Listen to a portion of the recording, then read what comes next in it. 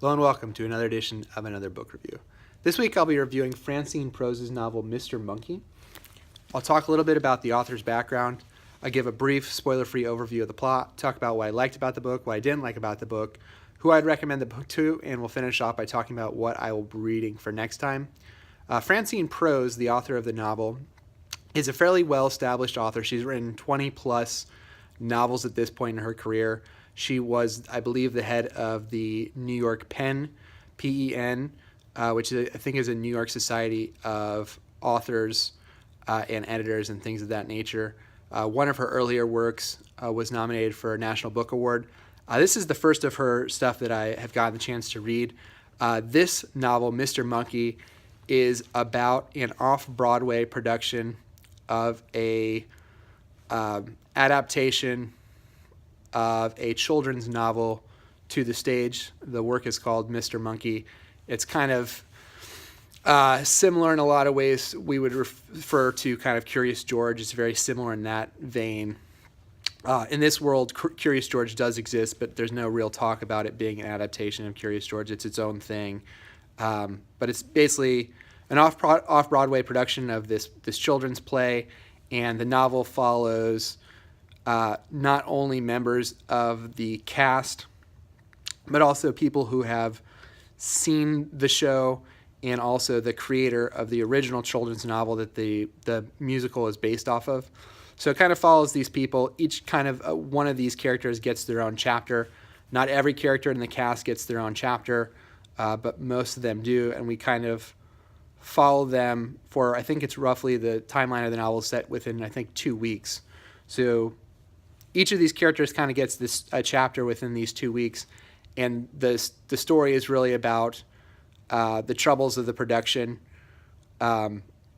as it kind of goes and finishes up. It's in the last 2 weeks of its run, and the novel kind of really deals with how everyone is dealing with not only the play and how the play is, but really the novel is really about more of the inner lives of each of these characters.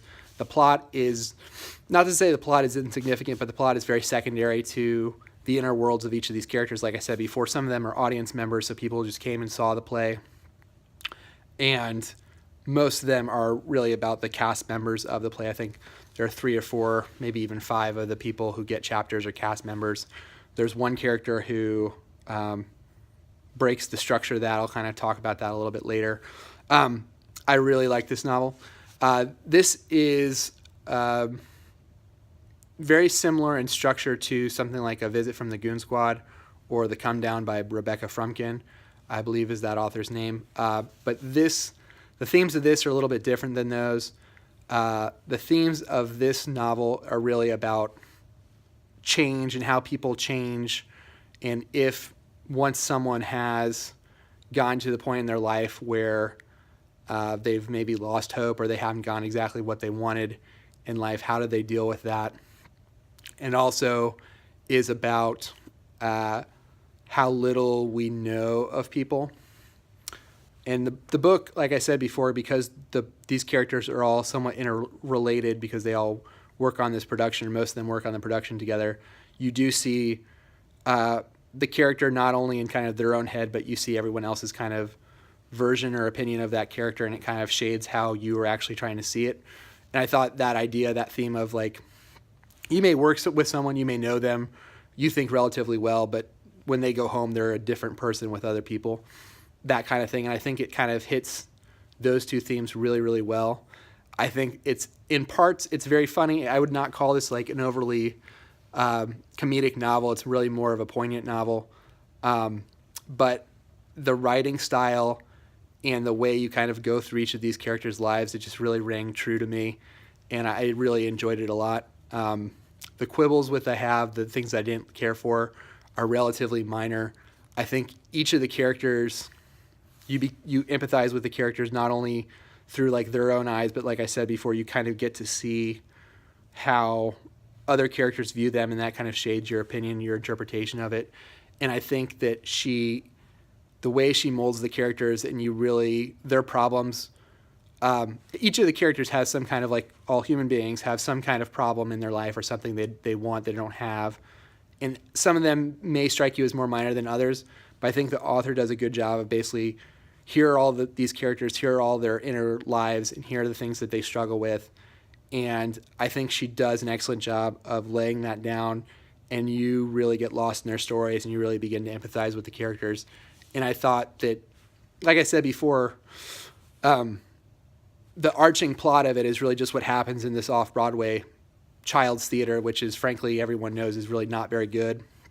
But really, the underlining of that is just really, even though these are actors in this play that doesn't matter in the significance of the universe, their inner lives matter, and here's kind of that story. And it's really, the play is really, if nothing else, more of a framing device.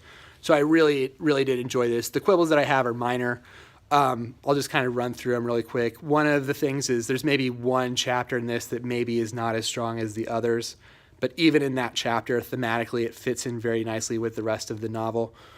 So it's really there for that reason, and also it is able to shade or add meaning and shading to the other characters, so you kind of see them through a different prism or a different lens. There's another chapter that maybe doesn't adhere to the structure of the novel as well as the rest of them, but that chapter is probably the funniest chapter in the book, and it also, again, thematically fits into the rest of the novel really, really well. And that chapter, I'm sorry, I apologize for being vague.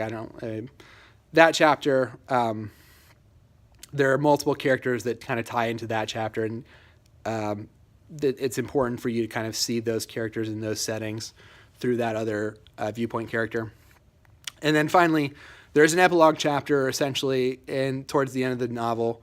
It's the penultimate chapter in this book, and it adds a little bit of a supernatural element to things. And I didn't find it super ineffective or anything. It was a little bit jarring because you have a realistic tone throughout the rest of the novel, and then this adds a little bit of a supernatural nature to things. And I personally wish she had maybe kept that. I think she could have handled that differently, and I would have enjoyed it a little bit more. But overall, those are really minor quibbles. I would say if you're someone who liked To Visit from the Goon Squad, or you're someone who liked The Come Down, I think you'll really enjoy this book. The problems I had with those two were similar in the fact that I think they were kind of sprawling. I think A Visit from the Goon Squad, I think, covers 50 or 60, 70 years of history, and the characters towards the end of it are only slightly related to the original characters at the start of it. And I would say the same thing with The Come Down.